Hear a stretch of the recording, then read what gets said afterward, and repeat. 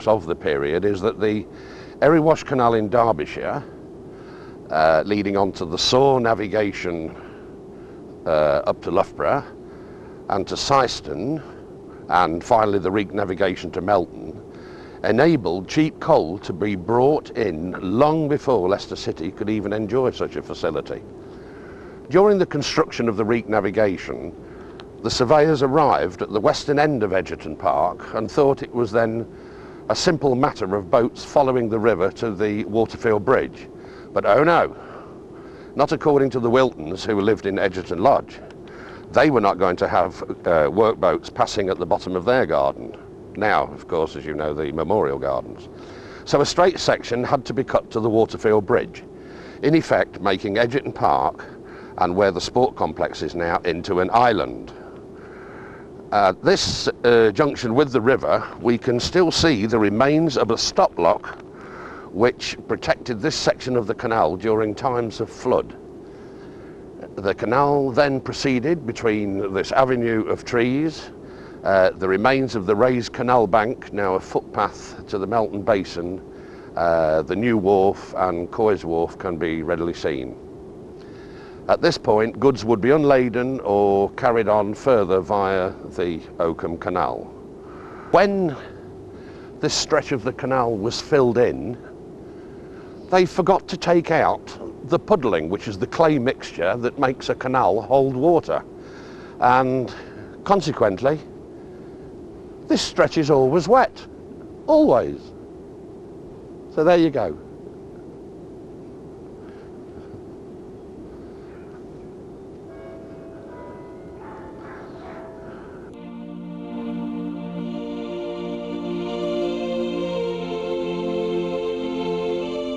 We now find ourselves at the bottom of Burton Street, known formerly as Burton End, outside the Boat Inn, which in its heyday must have been quite a pub because it runs onto the wharf edge of Coy's Wharf and New Wharf of the Melton Basin, which now part of this bridge has taken up.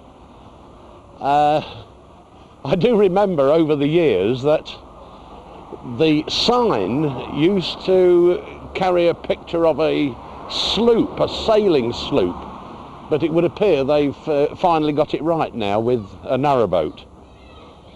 However, on we go now to the adjacent building to the boat.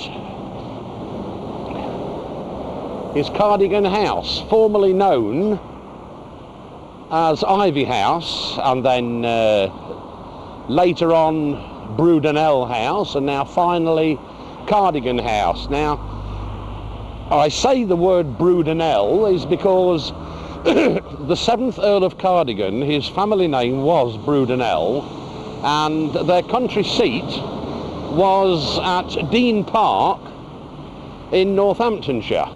Now, the Earl, during the height of the hunting season in Melton, would visit Melton Mowbray, and he would stay here when it was called Ivy House, or he would stay further up Burton Street here at the old club, or take up residence in the marketplace. There were several residences there available to gentlemen and the nobility. Now, he had an unfortunate episode. He was out once hunting on his own property at that, Dean Park, is Northamptonshire, and he unfortunately fell from his horse and broke his neck. 2 days later he died on the 28th of March 1868. That was the end of the Brudenells. The Earl, as many of you know, was better known as the leader of the charge of the Light Brigade at the Battle of Balaclava. Now, for his dear lady, Lady Cardigan, she came to live at Melton Mowbray permanently. And first it was Brudenell House, and then the lady renamed it to Cardigan House. Now, this lady was in fact somewhat of an oddity. She would make up her face to the nines, as I would describe it as a Meltonian. She would really be glowing red with rouge, and she would sit on this balcony of a summer's evening. Now, bear in mind that she was a first-class singer, a composer, a writer, and above all, a very able linguist. But she would sit there of an evening and sing to a gathering in the street here below.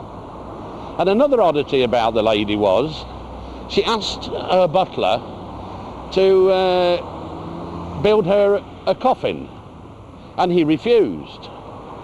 And a few weeks later, she asked him again, and again he refused. So she said, well, get me a catalogue of coffins, and I'll get one made, which he did. Coffin duly arrived, and whenever the lady was depressed, she would stand the coffin like a sentry box in the lobby just behind this front door, and she would stand in it, suitably posed, and send for members of the staff to say, how do I look? Well, that's it. Whatever turns you on.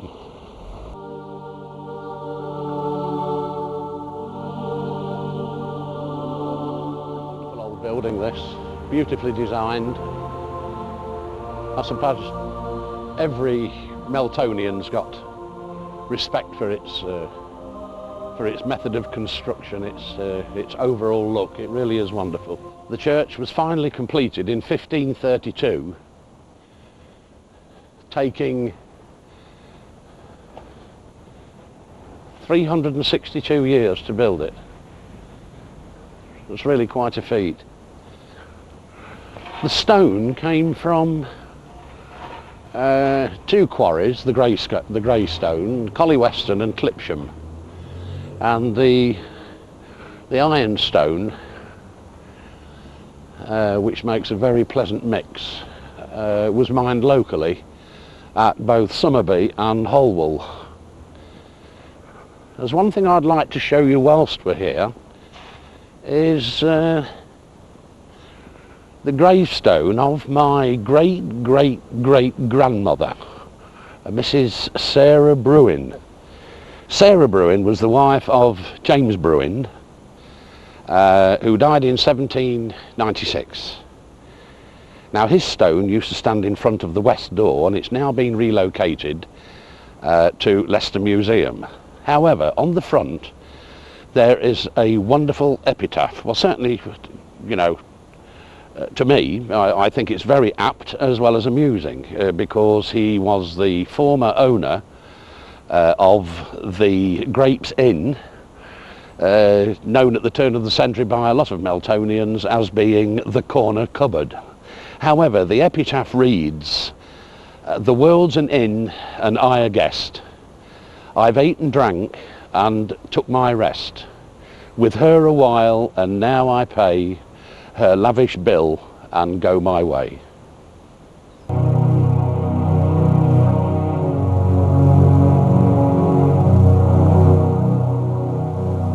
The year 1215. The King, King John. A terrible king at that. He was greedy, he was immoral, he had the country upside down all the time, he was always rowing with his barons, overtaxing them, and, well, overtaxing the state generally.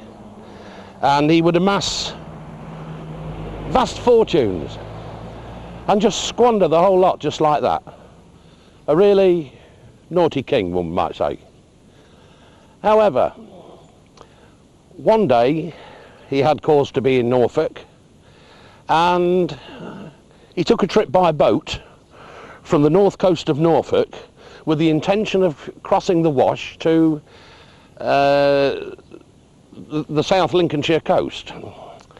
And he was caught unawares in the boat, together with all his entourage, caught by the tide rolling in, and that really did it.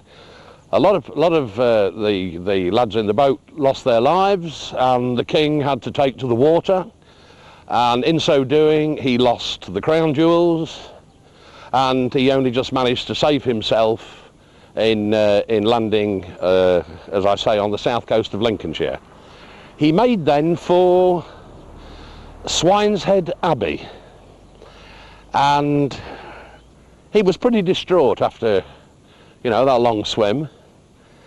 And so he decided to get drunk on the abbot's wine and cider.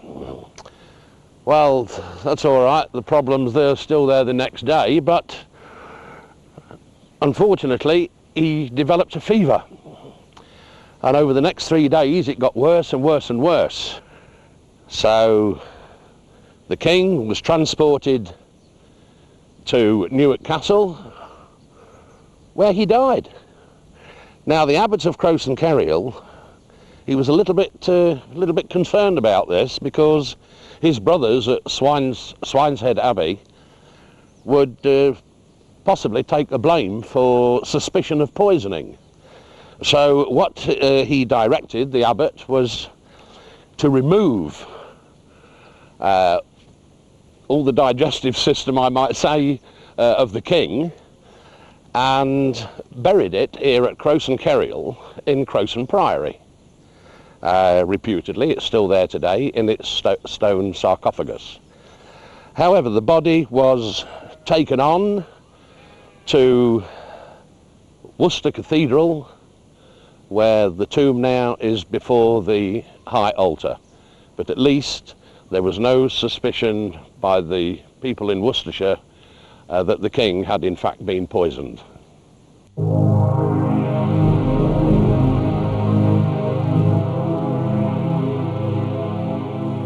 Melton in the early 1640s was the scene of at least 3 battles. This was during the Civil War, and the war was of course fought between King Charles I and his supporters, namely the Royalists, and the Cromwellians, or Roundheads, even Ironsides they're known as, the forces of Oliver Cromwell. The Roundheads didn't leave too much in records of their visit to Melton, but we do know where they camped and where they fought. For example, friends of mine who have a hobby of metal detection have found large quantities of musket lead shot on the south side of Melton, just over the ridge on the Kirby Lane. Others have been found to the west of what is now Dolby Road. The Royalists, however, entered Melton from the north, from the direction of Nottingham and Newark. They came down Scorford Road, or what was formerly known as Spittal End. There were some 2,000 Cromwellians and 1,500 Royalists taking part in this particular battle that I have in mind, which was the biggest and bloodiest battle that Melton Mowbray has ever known. And that was on the 23rd of February 1645, and the battle was fought exactly here where I am now standing. We read that it was the bloodiest battle ever because the area was reputed to be ankle deep in blood, so severe was it. And this is where we get the name Ankle Hill from. Now this stayed, and this we've always believed, until 1927, when the Urban District Council of the day made, unfortunately, a clerical error and inadvertently changed the names over. How this happened we don't know, but what is now Dolby Road used to be Ankle Hill, and what was Dolby Road is now Ankle Hill. And it's been like that ever since. That's not the council, I mean, the exchange in the names. Arising out of the battle, there's a big question. Where were the troops buried? Because if they were buried where they fell, then by now we surely would have found one. You see, 150 yards from here on my right, we've cut a canal 200 years ago. 200 yards behind me, we've made a railway cutting in the late 30s. There's been industrial and domestic development around here, as well as agricultural activity. But not one soldier or musket or sword or anything has been found. So I asked myself, where are they buried? Some secret place? Which brings us here to the mound, which is an isolated mound between Sandycliff Ford, the Mount School, and the property behind, owned by Mr. Charles Brown. And there it is, completely isolated. And there is another one identical at Kirby Top on the road toward Leicester. Now, I find it interesting that there was a battle fought here on the 23rd of February, 1645, and on the same day another battle was fought at Kirby Top. Now, can these be communal burying places? After all, the battle was fought on the same day. However, I'll leave that question with you.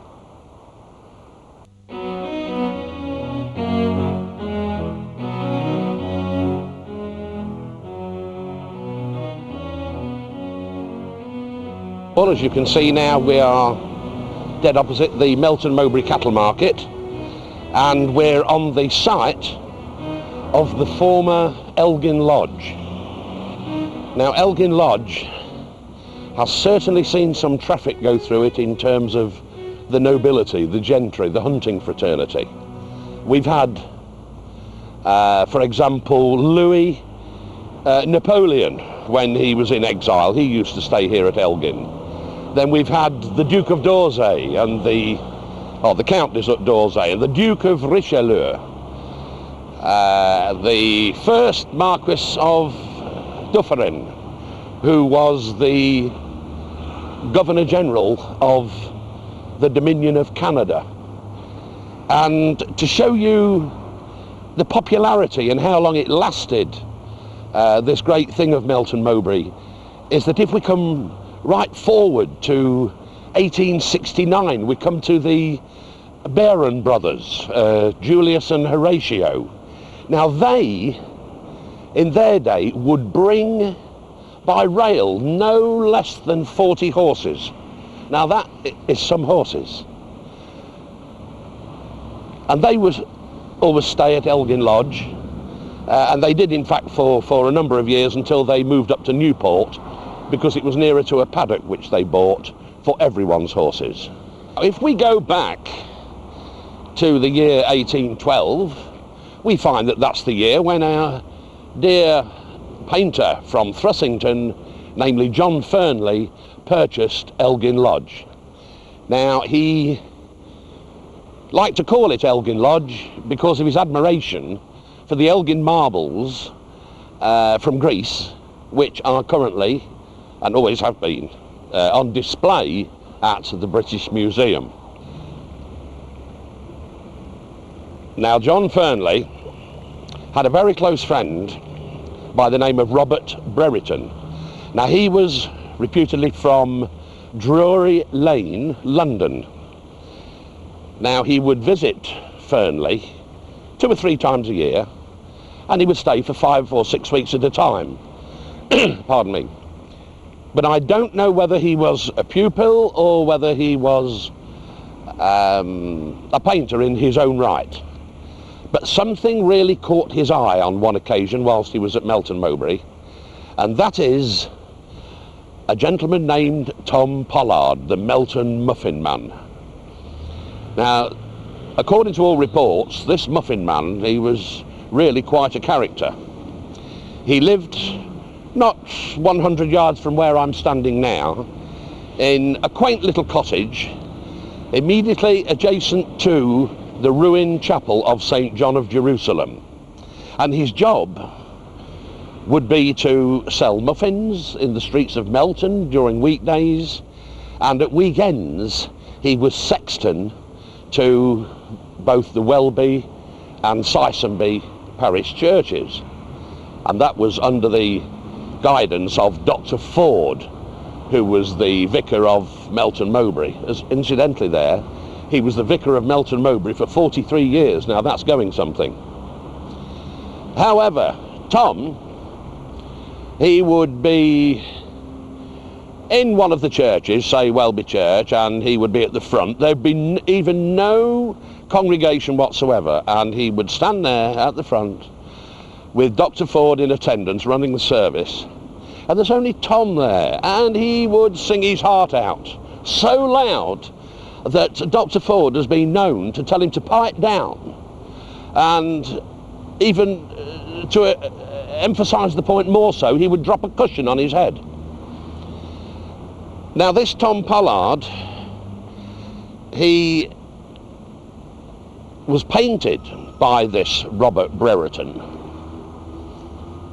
and he did an oil painting and a lithograph. The lithograph can be seen today in the Town Museum, and it's on permanent loan by the Melton Mowbray Town Estate.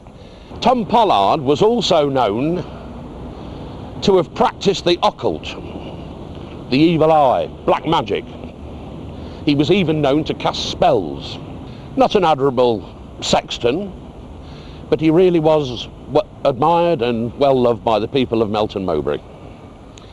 In fact, I'll go so far as to say I've often thought, in terms of Tom Pollard, whether Melton can in fact claim the children's song, "Have you seen the Muffin Man? Have you seen the Muffin Man? Have you seen the Muffin Man who lives down Drury Lane?" I wonder if I ought to apply for a job at the London Palladium.